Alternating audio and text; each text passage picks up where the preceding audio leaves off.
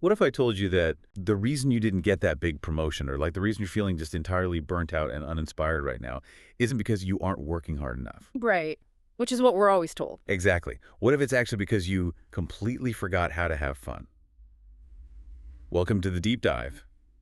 Our mission today is to explore this really fascinating narrative about personal transformation.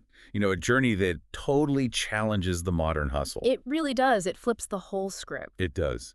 We're going to unpack how the deliberate pursuit of joy isn't just like some frivolous distraction for your weekend. It's actually a crucial turning point that can literally make you richer, undeniably magnetic, and just fundamentally upgrade your entire reality. Yeah, and we're going to trace this as a literal journey, a chronological journey of unlearning. Which is so hard to do. Oh, incredibly hard.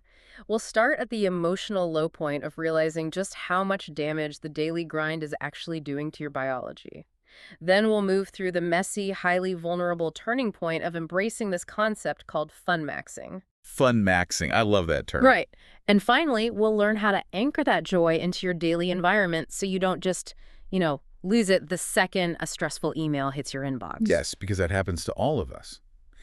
So let's start right at the beginning, at the baseline reality for so many of you listening right now. Culturally, we are just obsessed with the grind. We really are. Like, you open your phone and you are immediately bombarded with this pervasive image of success. You're told you need to wake up at 4 in the morning, jump into a freezing cold plunge, and just aggressively lock in for the rest of the year. Yeah, it's exhausting just thinking about it. Right. The entire goal of our modern culture seems to be training your brain to actually crave doing really hard, punishing things. Yeah, it's a very structured, almost punitive approach to living. Like, we've been conditioned to believe that life is this relentless competition of suffering. Like, whoever suffers the most wins. Exactly. Whoever optimizes their suffering the absolute best is the one who ultimately succeeds. And if you're not doing something difficult every second, well, you're told you're falling behind. Which causes so much anxiety. It does. But what we really need to examine is the severe physical and emotional toll this takes on a person's baseline state. Yeah, because if you're listening to this right now while gripping the steering wheel in rush hour traffic, you know exactly what that toll feels like. It's heavy. It's a very heavy burden to carry every single day. But it goes so much deeper than just feeling tired at night, right? Mm-hmm.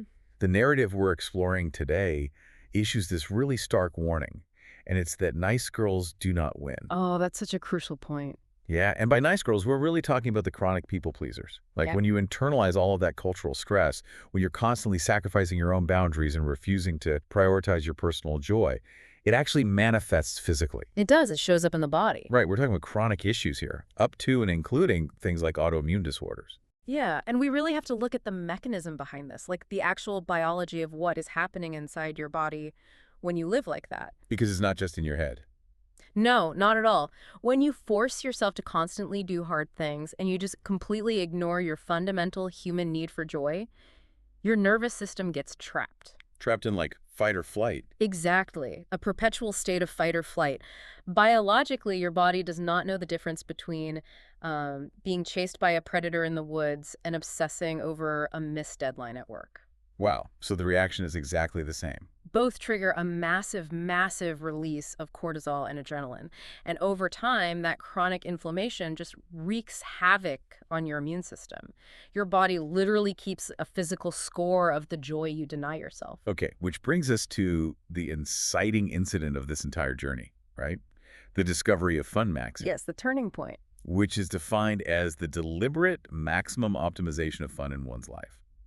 But okay, let's unpack this for a second, because I have to be honest, I really struggled with this concept initially. That's completely fair. A lot of people do. Because if I'm already completely burnt out, right? If I'm totally overwhelmed, adding have maximum fun to my to-do list just sounds like a recipe for toxic positivity. I can totally see why it sounds like that. Right. Like, are we just taking something entirely natural and spontaneous like fun and turning it into yet another metric that we have to maximize? Because if I'm just plastering a fake smile over my exhaustion, that doesn't actually heal my nervous system. I am so glad you brought that up, because that distinction is the single most critical part of this first step. Genuine fun maxing requires absolute zero toxic positivity. Okay, good. because I can't do the fake smile thing anymore. No one can. Toxic positivity demands that you ignore your negative emotions. It tells you to just smile through the pain and push through. Which is just more forcing. Exactly. Fun maxing is an active, deliberate rebellion against the idea that your baseline reality must be difficult. It's not a quota you have to hit. So it isn't just another chore to check off my list. No, it's a physiological shift. You aren't pasting on a fake smile. You are intentionally choosing activities, mindsets, and environments that actively lower your cortisol. Ah, okay. So it's biological. It is. It's the deep, authentic practice of intentionally choosing ease over unnecessary friction. That makes so much more sense. Because if chronic stress is actively destroying our biology and repelling our success, then intentionally flipping that switch to joy shouldn't just, feel good in the moment. Right. It should actually yield a tangible return on investment.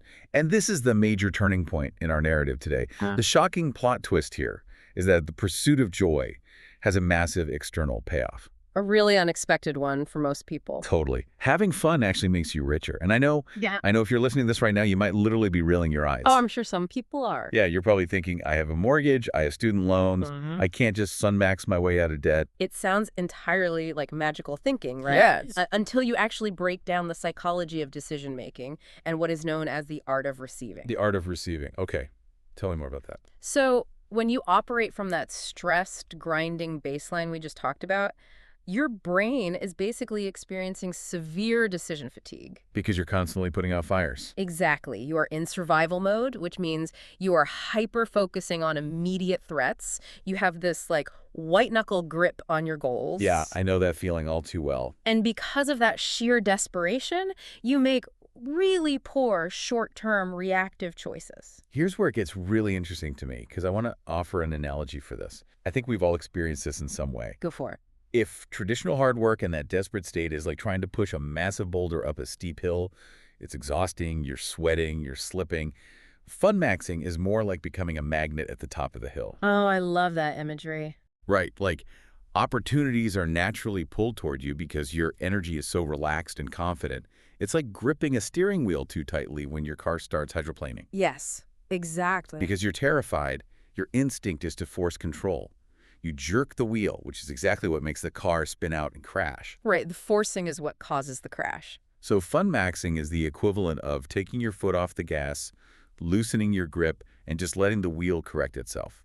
The ease, the lack of forcing, is what actually saves you. That is a phenomenal analogy because it highlights exactly how the human brain works under pressure. It's totally counterintuitive, though. It is, but by letting go of that desperate grip, you shift out of that fight or flight state and you activate your brain's default mode network. And what does that network do? This is the neurological network responsible for creative problem solving, abstract thought, and long-term strategic planning. Oh, wow. So you literally get smarter. Basically, yeah. When you stop forcing things, you open up cognitive bandwidth. You start noticing opportunities, connections, and solutions that you were entirely blind to when you were panicked. Because you were just staring at the hood of the car. Exactly. That is how the art of receiving actually makes you richer. You start repelling opportunity with your own desperation. That is so powerful. And the absence of that desperation leads directly into the secondary benefit here, which is magnetism. Yes, this is huge. The idea that having fun makes you undeniably magnetic or, hotter. The colloquial internet term for this right now is having a glow up or stepping into your main character energy. Which everyone is trying to do right now. Oh, everyone. Yeah. But what's fascinating is that you cannot fake this. Like people try to fake it all the time with luxury clothes or perfectly curated Instagram grids.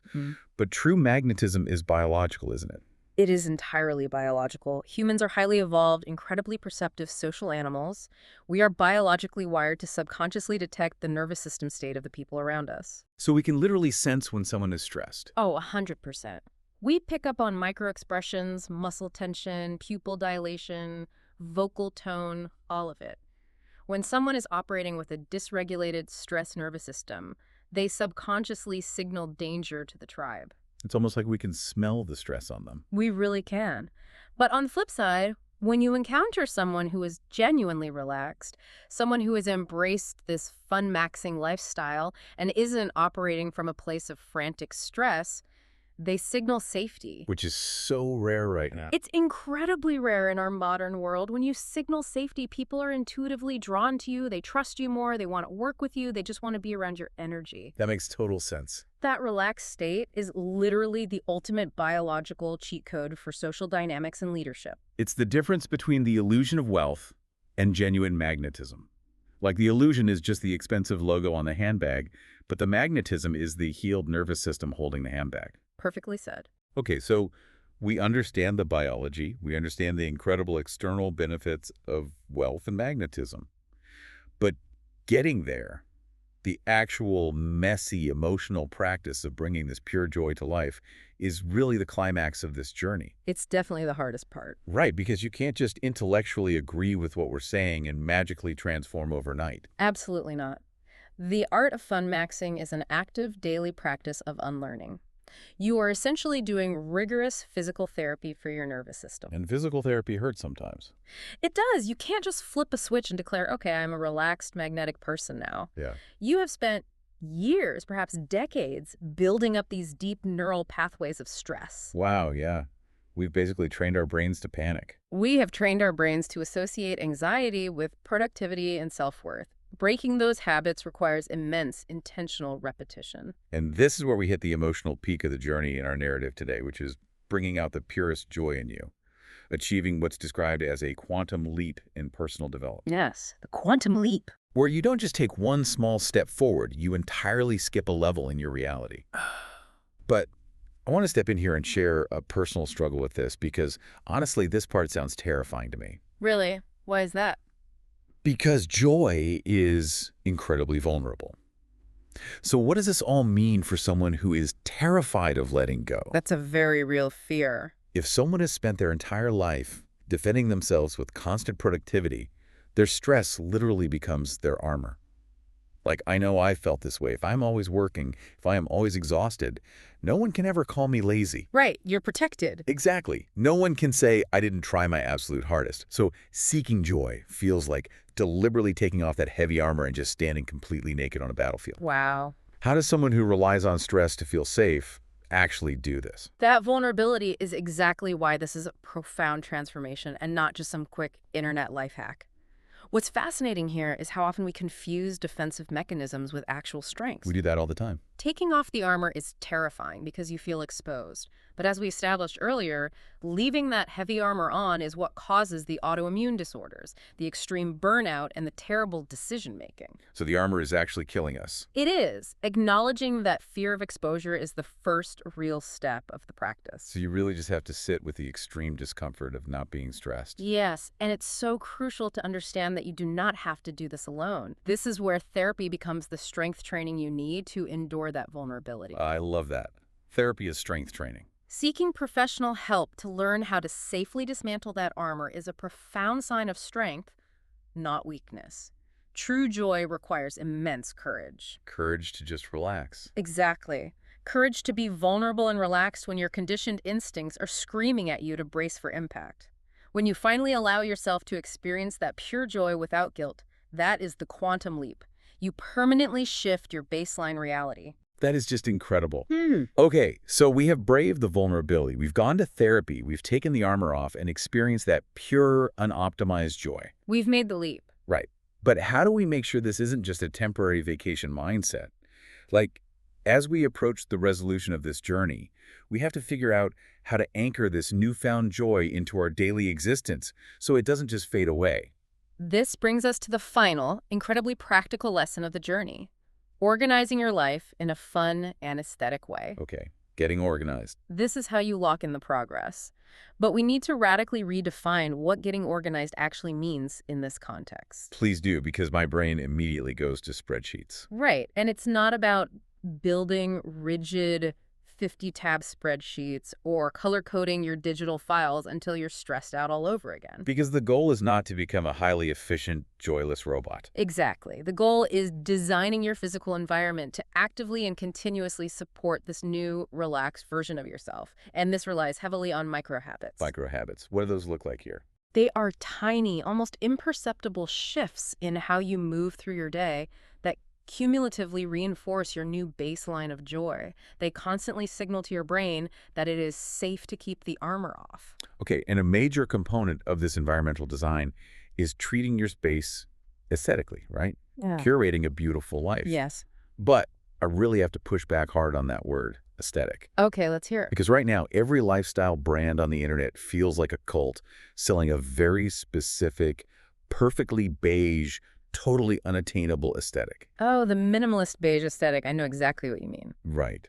So is curating an aesthetic life just about looking good for the outside world? Mm. Like, are we just trying to make our lives look like a perfectly curated social media feed so people think we are relaxed? If you are doing it for the internet, I promise you it will only cause more stress. That's what I figured. An authentic aesthetic life is entirely personal, and more importantly, it is deeply biological. It is an external reflection of internal peace, designed strictly for your own nervous system. Okay, so it's a personal cheat code, not a brand. Exactly. Let me give you a concrete, everyday example of how this actually works. Yes, please.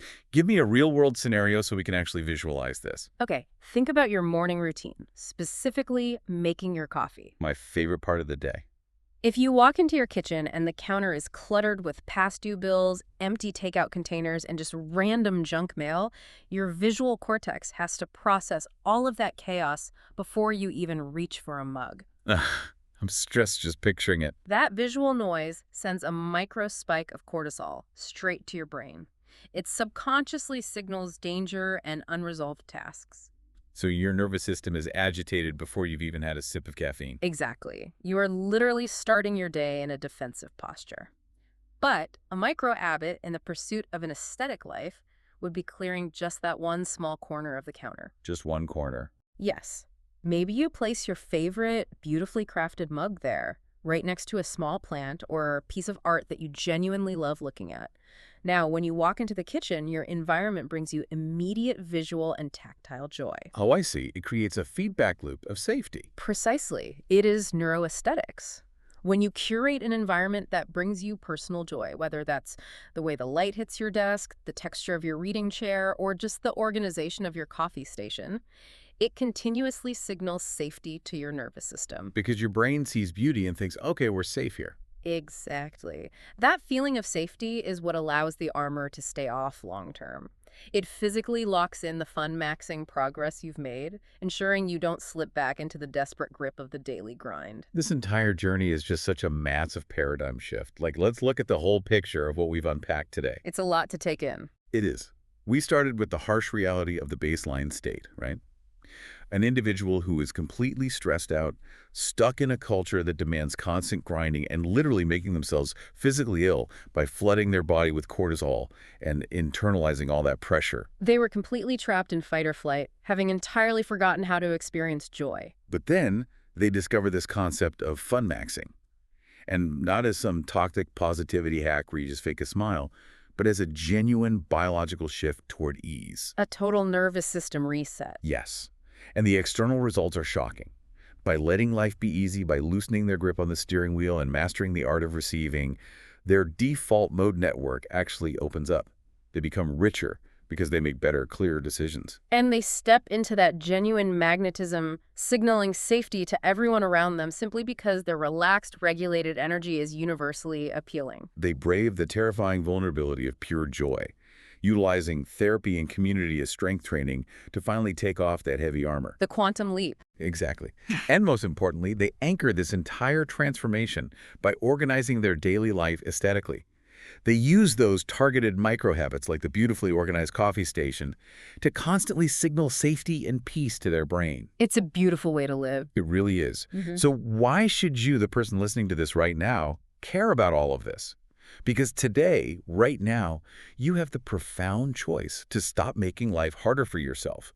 You actually get to enjoy the reality you are working so hard to build. We have spent this time talking about how fun maxing makes you richer, healthier, and more magnetic by signaling that crucial safety to your nervous system. But I want you to consider this as you move forward into your week. Leave us with something good. What if the most rebellious, world-changing act you could possibly commit tomorrow isn't to wake up early and optimize your suffering? What if the most radical thing you could do is to intentionally carve out one single hour of completely unproductive, unoptimized, unapologetic fun? Unapologetic fun is the ultimate act of rebellion. I love that so much.